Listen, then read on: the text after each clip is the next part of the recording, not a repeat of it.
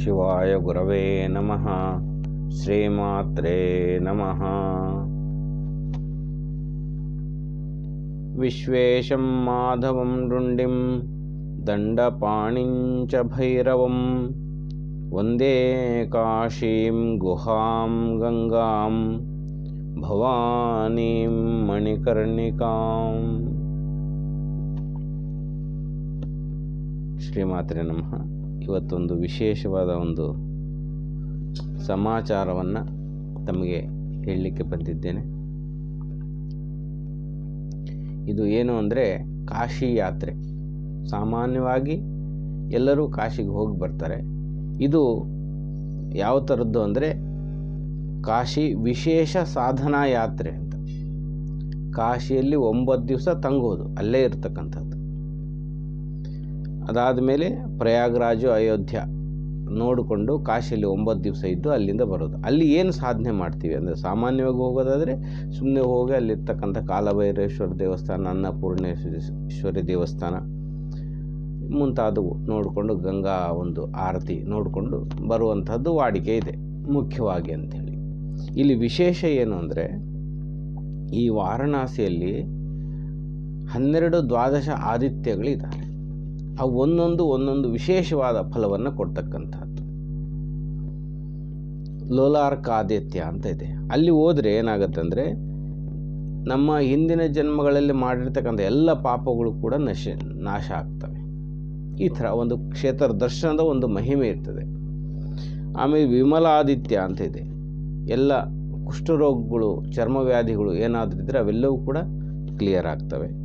ಸಾಂಬಾದಿತ್ಯ ಅಂತ ಇದೆ. ಅದು ಪಾಪನಾಶಿನಿ ಒಂದು ಕುಂಡ. ಅದು ಅಲ್ಲಿ ಮುಳುಗಿ ಎದ್ರೆ ಸಾಕು, ಎಷ್ಟೋ ಪಾಪಗಳು ಕ್ಲಿಯರ್ ಆಗ್ತವೆ ಅಂತ. ಇದೆಲ್ಲವೂ ಕೂಡ ಕಾಶಿ ಖಂಡದಲ್ಲಿ ಹೇಳಿರ್ಪಟ್ಟಂತೆ ಹೇಳ್ತಕ್ಕಂಥದ್ದು. ಇದು ಸ್ವಯಂಕೃತ ಹೇಳ್ತಕ್ಕಂಥದ್ದಲ್ಲ. ಆ ಸೂರ್ಯನು 12 ರೂಪಗಳಲ್ಲಿ ಬಂದು ಅಲ್ಲಿ ತಪಸ್ಸು ಮಾಡಿ ಯಾರು ನನ್ನನ್ನು ದರ್ಶನ ಮಾಡ್ಕೊಳ್ತಾರೋ ಅವರಿಗೆ ಈ ಫಲಿತಗಳು ಸಿಗ್ತವೆ ಅಂಥೇಳಿ ಹೇಳಿರೋದ್ರಿಂದ ಆ ಪ್ರಮಾಣದ ಆಧಾರದ ಮೇಲೆ ಹೇಳ್ತಕ್ಕಂಥದ್ದು. ಇನ್ನೊಂದು ದೃಪದಾದಿತ್ಯ ಅಂಥೇಳಿ, ಇಲ್ಲಿ ಯಾರು ಭೇಟಿಯಾಗಿ ಅಲ್ಲಿ ಯಾರು ಸೂರ್ಯನ, ಅವು ಏನು ದೊಡ್ಡ ದೊಡ್ಡ ಕ್ಷೇತ್ರಗಳೇನು ಇರೋದಿಲ್ಲ. ಅವು ಇಷ್ಟಿಷ್ಟೇ ಇರ್ತವೆ, ಚಿಕ್ಕ ಚಿಕ್ಕ ಮೂರ್ತಿಗಳು. ಅವು ಅಲ್ಲೇ ಇಲ್ಲಿ ಇರ್ತಾವೆ. ಅಲ್ಲಿ ಯಾರು ನೋಡಿ ಅದು ಗಮನಿಸೋದಕ್ಕೂ ಆಗೋದಿಲ್ಲ. ಅಲ್ಲಿ ಆ ಥರ ಇರ್ತಕ್ಕಂಥ ಒಂದು ಸಣ್ಣ ಸಣ್ಣ ಅವು ಅಲ್ಲಿ ಆ ಥರ ಇರ್ತಕ್ಕಂಥದ್ದು. ಆ ಒಂದು ದೃಪದಾದಿತ್ಯನ ಯಾರು ನೋಡ್ತಾರೋ ಅಲ್ಲಿ ಹೋಗಿ ನಮಸ್ಕಾರ ಮಾಡ್ಕೊಂಡು ಒಂದು 5 ನಿಮಿಷ ಅರ್ಚನೆ ಪೂಜೆ ಏನಾದರೂ ಮಾಡ್ಕೊಂಡು ಬಂದರೆ ಏನಾಗುತ್ತೆ ಅಂದರೆ, ಅವ್ರಿಗೆ ಜೀವನದಲ್ಲಿ ಅನ್ನಕ್ಕೆ ಬರೋದಿಲ್ಲ ಅಂತ, ಬಡತನ ನಿವಾರಣೆ ಆಗ್ತದೆ ಅಂತ. ವೃದ್ಧಾದಿತ್ಯ ಅಂತ ಒಂದಿದೆ. ವೃದ್ಧಾದಿತ್ಯ ಅಂದರೆ ವೃದ್ಧಾಪ್ಯದಲ್ಲಿ ಬರ್ತಕ್ಕಂಥ ಸಮಸ್ಯೆಗಳೆಲ್ಲವೂ ಕೂಡ ನಿವಾರಣೆ ಆಗ್ತವೆ. ಬಾಧೆಗಳು, ತೊಂದರೆಗಳು ಇಂದ ಪಾರಾಗ್ತಕ್ಕಂಥದಕ್ಕೆ ಈ ಒಂದು ವೃದ್ಧಾದಿತ್ಯ. ಹೀಗೆ ಗಂಗಾದಿತ್ಯ ಅನ್ನುವಂಥ ಒಂದು ಪ್ಲೇಸ್, ಅಲ್ಲೇ ಗಂಗಾ, ಆ ಸೂರ್ಯ ಆದಿತ್ಯ. ಆ ಸೂರ್ಯನ ಅನುಗ್ರಹ ಏನಂದರೆ, ನಮ್ಗೆ ಯಾರು ಮೋಸ ಮಾಡೋರಿದ್ದರೆ ಅವರಿಂದ ನಾವು ಮೋಸ ಹೋಗೋದಿಲ್ಲ, ಅವ್ರು ತಪ್ಪಿಸ್ಕೊಂಡು ಹೋಗಿಬಿಡ್ತಾರೆ. ಈ ಒಂದು ಆದಿತ್ಯವನ್ನು ನಮಸ್ಕಾರ ಮಾಡಿದರೆ, ಅಲ್ಲಿ ಹೋಗಿ ಒಂದು 10 ನಿಮಿಷ ಜಪ ಮಾಡಿದರೆ, ಅದನ್ನು ಶಾಸ್ತ್ರೋಕ್ತವಾಗಿ ನಾವು ಇಲ್ಲಿ ಹೋಗಿ ಯಾತ್ರೆ ಮಾಡ್ಕೊಂಡು ಬರ್ತಾಯಿದ್ದೀವಿ. ಇದು ಗಂಗಾದಿತ್ಯ. ಇನ್ನೊಂದು ಯಮಾದಿತ್ಯ. ಇಲ್ಲಿ ಪಿತೃ ಕಾರ್ಯಗಳನ್ನು ಒಂದ್ಸಲಿ ಮಾಡಿದರೆ ಏನಾಗುತ್ತಂದರೆ, ಅವರ ದಾರಿದ್ರ್ಯ ಸಂಪೂರ್ಣವಾಗಿ ನಾಶ ಆಗುತ್ತೆ. ಸಂತಾನ ಏನಾದರೂ ಆಗದೇ ಇರ್ತಕ್ಕಂಥವರು ಸಂತಾನ ಪ್ರಾಪ್ತಿ ಆಗ್ತಕ್ಕಂಥದ್ದು ಇಲ್ಲಿ ವಿಶೇಷವಾಗಿರ್ತಕ್ಕಂಥದ್ದು. ಮಯೂಖಾದಿತ್ಯ ಅಂತ, ಭಯಂಕರ ರೋಗಗಳು ಏನಿದ್ರೂ ಕೂಡ ಅವೆಲ್ಲವೂ ಕೂಡ ನಿವಾರಣೆ ಆಗ್ತಕ್ಕಂಥದ್ದು. ಅರುಣಾದಿತ್ಯ. ಇಲ್ಲಿ ಆಂತರಿಕ ಮತ್ತು ಬಾಹ್ಯ ಅಂಗವೈಕಲ್ಯ. ಎಲ್ಲರೂ ಸರಿಯಾಗಿರ್ತಾರಂತ ಏನಿರೋದಿಲ್ಲ. ಒಳಗಡೆ ಹೊರಗಡೆ ಅಂಗವೈಕಲ್ಯ ಇರ್ತದೆ. ಮಾನಸಿಕವಾಗಿರ್ಬೋದು, ಬಾಹ್ಯಿಕವಾಗಿ, ಅವೆಲ್ಲವೂ ಕೂಡ ನಿವಾರಣೆ ಆಗ್ತಕ್ಕಂಥದ್ದು. ಅಂದರೆ ಈಗ ಹೋಗಿ ಬಂದು ಕೂಡಲೇ ನಿವಾರಣೆ ಆಗಿಬಿಡ್ತದೆ ಅಂದರೆ, ಆ ಒಂದು ನಿವಾರಣೆಗೆ ಚೇಂಜಿಗೆ ಏನೇನು ಬೇಕೋ ಅವೆಲ್ಲ ವಾತಾವರಣ ಸೃಷ್ಟಿ ಆಗುತ್ತೆ ಅಂತ ಹೊರಗಡೆ. ಅದು ಇಲ್ಲಿರ್ತಕ್ಕಂಥ ಒಂದು ರಹಸ್ಯ. ಮತ್ತು ಖಗೋಲ್ಕಾದಿತ್ಯ ಅಂತ, ಈ ಒಂದು ಆದಿತ್ಯನ ನಾವು ಹೋಗಿ ದರ್ಶನ ಮಾಡಿ ಪೂಜೆ ಮಾಡಿ ಬಂದರೆ ಏನಾಗುತ್ತೆ ಅಂದರೆ, ಹೃದಯ ಸಂಬಂಧಿ ರೋಗಗಳು, ಹಾರ್ಟ್ ಪ್ರಾಬ್ಲಮ್ಸ್ ಸಮಸ್ಯೆ ಕ್ಲಿಯರ್ ಆಗುತ್ತೆ. ಅದರ ತೊಂದರೆಗಳು ಬರದೇ ಕಾಪಾಡ್ತಕ್ಕಂಥದ್ದು. ಮನಸ್ಸಿಗೆ ಪ್ರಶಾಂತತೆ ಇರ್ತಕ್ಕಂತಹ ಸಿಚುವೇಶನ್ಸ್ ಅಲ್ಲಿ ಕ್ರಿಯೇಟ್ ಆಗ್ತವೆ. ರಾಜದಂಡನೆ ಈ ಥರ ಇರ್ತಕ್ಕಂಥದ್ದು ನಿವಾರಣೆ ಆಗ್ತದೆ. ಇನ್ನು 11ನೇದು ಉತ್ತರಾರ್ಕ ಆದಿತ್ಯ. ಇಲ್ಲಿ ಯಾರು ದರ್ಶನ ಮಾಡ್ತಾರೋ, ಈಗ ವಿವಾಹ ಯೋಗ ಕೆಲವರು ಕೂಡಿ ಬರೋದಿಲ್ಲ, ಇಲ್ಲಿ ಹೋಗಿ ಬಂದರೆ ವಿವಾಹ ಯೋಗ ಕೂಡಿ ಬರ್ತಕ್ಕಂಥದ್ದಾಗತ್ತೆ. ದಾಂಪತ್ಯ ಅನ್ಯೋನ್ಯತೆ ಇರ್ತಕ್ಕಂಥದ್ದು. ವೃತ್ತಿ ಉದ್ಯೋಗದಲ್ಲಿ ಪ್ರಮೋಷನ್ ಬೇಕು ಅಂತಕ್ಕಂಥವ್ರು, ಪ್ರಮೋಷನ್ಗಳಿರೋದಿಲ್ಲ, ಪಕ್ಕದವ್ರಿಗೆ ಆಗ್ತವೆ ನಮಗಾಗೋದಿಲ್ಲ ಅನ್ನುವಂಥವ್ರಿಗೆ ಈ ಒಂದು ಉತ್ತರಾದಿತ್ಯ ಆ ಒಂದು ಆದಿತ್ಯನ ಸ್ತುತಿ ಮಾಡಿ ಅಲ್ಲಿ ದರ್ಶನ ಮಾಡ್ಕೊಂಬಂದರೆ ಅವ್ರಿಗೆ ಪ್ರಮೋಷನ್ ಸಿಗೋದು ಜೊತೆಗೆ ಉನ್ನತ ಪದವಿ ಲಾಭ ಕೂಡ ದೊರೆಯತಕ್ಕಂಥ ಒಂದು ಇಲ್ಲಿ ಇದೆ ಫಲ. ಮತ್ತು 12ನೇದು ಕೇಶವಾದಿತ್ಯ. ನಾವು ಅರಿಯದೆ ತಿಳಿಯದೆ ಶಿವಕೇಶವರನ್ನ ಭೇದ ಮಾಡ್ತೀವಿ. ಸಾಮಾನ್ಯವಾಗಿ ಶಿವ ಹೆಚ್ಚು ಅಂತೀವಿ, ಕೆಲವರು ವಿಷ್ಣು ಹೆಚ್ಚು ಅಂತೀವಿ. ಈ ದ್ವಂದ್ವ ಭಾವದಿಂದ ಮಾಡಿರ್ತಕ್ಕಂಥ ಪಾಪಗಳೇನಿದ್ರು ಅವೆಲ್ಲವೂ ಕೂಡ ನಿವಾರಣೆ. ಈ ಎಲ್ಲ ಕ್ಷೇತ್ರಗಳನ್ನ ನಾವು ಇಲ್ಲಿ ಈ ಒಂದು ಏನು ಕಾಶಿ ವಿಶೇಷದ ಸಾಧನ ಯಾತ್ರೆಯಲ್ಲಿ ದರ್ಶನ ಮಾಡ್ತೀವಿ. ಸಾಮಾನ್ಯವಾಗಿ ಟೂರಿಗೆ ಕರ್ಕೊಂಡು ಹೋಗೋರು ಯಾರೂ ಕೂಡ ಇವನ್ನ ಮಾಡ್ತಕ್ಕಂಥದ್ದು ಎಲ್ಲಿ ಕಾಣೋದಿಲ್ಲ. ಸಾಮಾನ್ಯವಾಗಿ ಅಷ್ಟು ಮಾಡ್ತಾರೆ. ಇದು ವಿಶೇಷವಾಗಿ ಇದಕ್ಕೋಸ್ಕರ ಫೋಕಸ್ ಮಾಡಿ ನಾವು ಮಾಡ್ತಾ ಇರ್ತಕ್ಕಂಥದ್ದು. ಇನ್ನೊಂದು ಏನು ಇದರಲ್ಲಿ ವಿಶೇಷ ಅಂದರೆ, ಈ ಯಾತ್ರೆಯಲ್ಲಿ 9 ದಿವಸ ನಾವು ಅಲ್ಲಿರ್ತೀವಿ. ಅಲ್ಲಿ ಗಂಗಾ ಸ್ನಾನ ಮಾಡ್ತಕ್ಕಂಥದ್ದು ಮತ್ತು ಸಾರ್ವತ್ರಿಕವಾಗಿ ಪ್ರತಿ ದಿವಸ ಶಿವಪೂಜೆ, ಶಿವ ಅಭಿಷೇಕ, ಪ್ರತಿನಿತ್ಯ ಧ್ಯಾನ ಮತ್ತು ಕಾಶಿ ವಿಶೇಷ ದೇವಸ್ಥಾನಗಳ ದರ್ಶನ ಇರ್ತದೆ. ಜೊತೆಗೆ ಪ್ರತಿದಿನ ಸತ್ಸಂಗ ಇರ್ತದೆ. ಸಾಯಂಕಾಲ ಹೋಗಿ ಬಂದು ಆದಮೇಲೆ ಏನಾಗುತ್ತೆ ಅಂದರೆ ಒಂದು ಜಿಜ್ಞಾಸೆ ಇರ್ತದೆ, ಭಗವಂತನ ಮೇಲೆ ಒಂದು ಚಿಂತನೆ ಮಾಡ್ತಕ್ಕಂಥದ್ದು. ಆ ಸಬ್ಜೆಕ್ಟ್ ಶಿವ ಅಂದರೆ ಏನು ಅನ್ನುವಂಥ ಚಿಂತನೆ ಈ ಒಂದು 16-17 ದಿವಸಗಳಲ್ಲಿ ನಾವಿಲ್ಲಿ ಜಿಜ್ಞಾಸೆ ಮಾಡ್ತೀವಿ, ಅಲ್ಲಿರೋಷ್ಟು ಕಾಲ. ಆಮೇಲೆ ಮೌನ ಸಾಧನ ಬೇರೆ ಇರ್ತದೆ.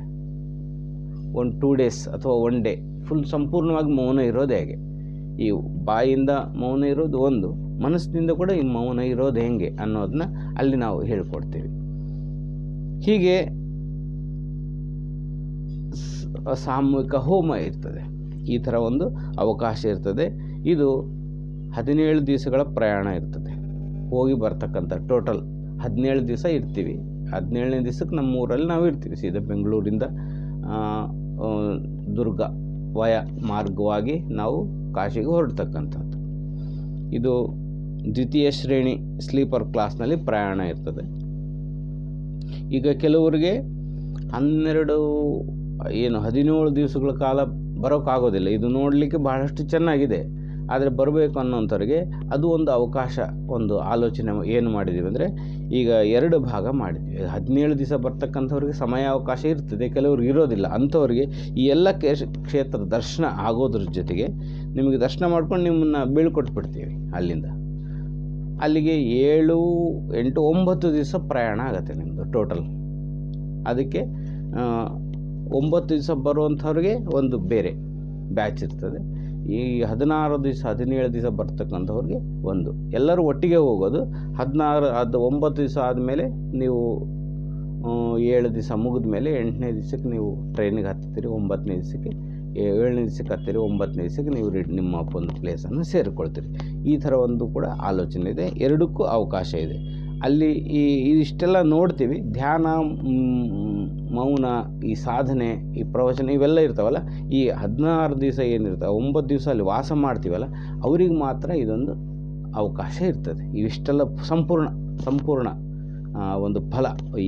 ಈ ದ್ವಾದಶಾತ್ರಿ ಎಲ್ಲವೂ ನೋಡ್ತೀರಿ, ಏನು ತೊಂದರೆ ಇಲ್ಲ. ಅವೆಲ್ಲವನ್ನು 9 ದಿವಸ ಬಂದಿರೋರಿಗೂ ಆಗತ್ತೆ.